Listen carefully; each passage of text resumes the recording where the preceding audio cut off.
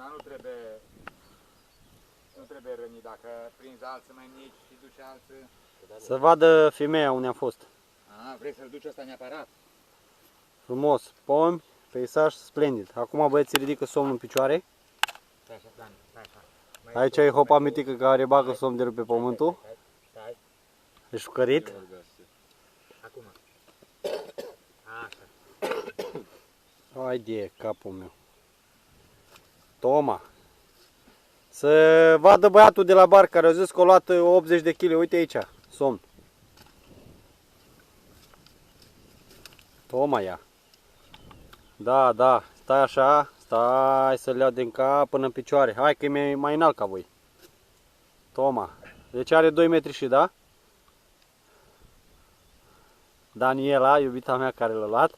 Aici Barbie. Profesor! Băieți, poți să-i trag un futai? Da, liniștit. Hai, faci.